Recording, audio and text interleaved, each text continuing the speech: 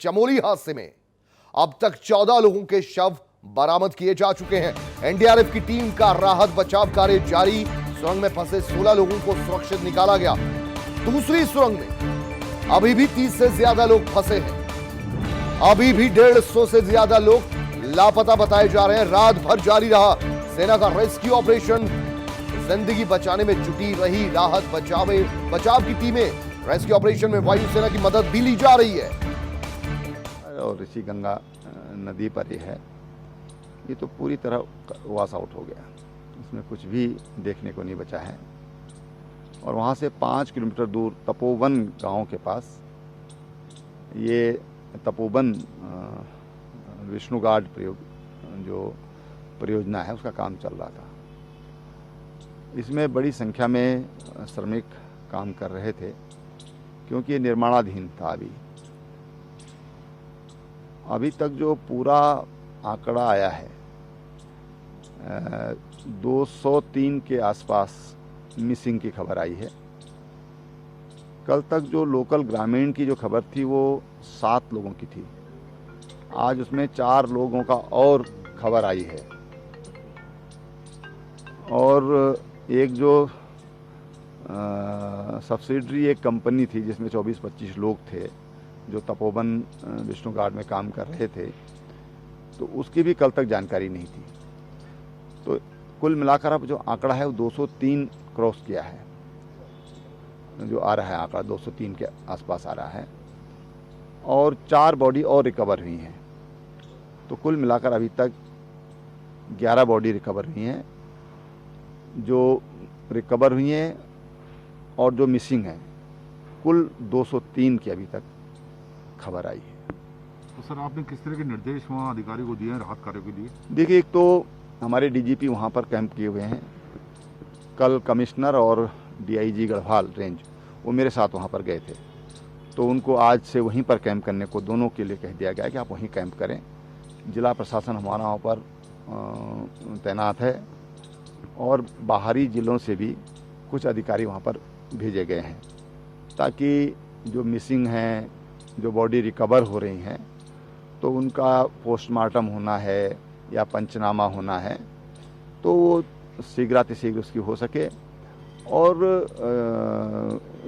जो भी ऐसे मिसिंग हैं या जो जानकारी अभी नहीं आ रही तो उन आंकड़ों को जुटाया जा रहा है और गहराई से वहाँ पर छानबीन की जा रही है।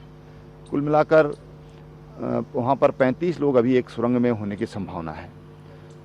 तो उसके लिए रेस्क्यू ऑपरेशन पूरी रात चलता रहा, अब भी चल रहा है और कोशिश है कि उनको सुरक्षित बाहर निकाला जाए। कौन कौन सी फोर्सेस सर उस ऑपरेशन में लगी हुई हैं? देखिए, आईटीबीपी, सेना और जो हमारी एसडीआरएफ है, हमारी पुलिस है, ये सब लोग वहाँ पर रेस्क्यू ऑपरेशन में लगे हुए हैं। एनडीआरएफ भी कल शाम पहुँच गई है। वो शाम को ही देहरादून से बाई बस उनको रवाना किया गया है। आज और भी एनडीआरएफ की भेजने की तैयारी है। यद्यपि हमने कहा है कि अब हमको पर्याप्त वहाँ पर हमारे पास बल है, लेकिन अगर कोई ऐसे उपकरण हैं कि सुरंग तक पहुँचा जा सके, मुहाने तक, क्योंकि उसके बाहर लगभग 100, 125, 150 मीटर में मलबा भरा पड़ा है जिस पर किसी मशीन चल नहीं सकती है। मैनुअल वहाँ पर सब काम हो रहा है।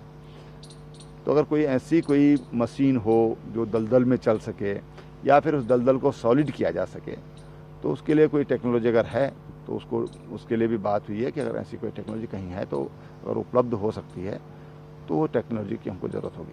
सर केदारनाथ में जो त्रासदी हुई थी, जो जलजला आया था, वो रात का समय था और यहाँ जो तपोवन और रैणी गाँव में हुआ है कल मतलब सुबह के टाइम हुआ है, तो क्या आपको लगता है कि इससे काफ़ी कुछ बचाव हो गया? क्या मतलब अंतर दोनों में देख रहे हैं?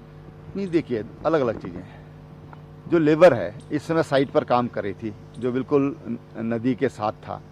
रात को अपने घरों में अगर होते तो शायद ये बच सकते थे, सिवाय कि जो नाइट ड्यूटी पर है।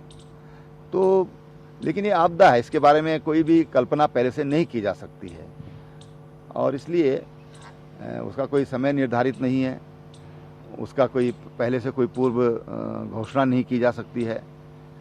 तो ये आपदा है, इसको मैं समझता हूँ कि इसी रूप में देखना चाहिए और अब हम क्या कर सकते हैं, जो जीवित हैं उनकी हम कैसे मदद कर सकते हैं, जो नहीं रहे उनके परिवार को हम किस ढंग से सहयोग कर सकते हैं, वो एक बड़ा विषय है। सर आपने कोई ऐसे निर्देश भी दिए हैं कि जो ग्लेशियर टूटा है, क्या स्थिति वहाँ ऐसी बनी है कि उसकी स्टडी की जाए कोई? हाँ, मैंने चीफ सेक्रेटरी जो हमारे हैं ओम प्रकाश जी, उनको कहा है कि जो यहाँ पर हमारे वैज्ञानिक हैं, इसरो के वैज्ञानिक हैं, अगर उसके कारणों का कुछ पता चल जाए और उसका कारण ढूंढें, तो फिर ताकि भविष्य में कुछ एहतियात बरता जा सके।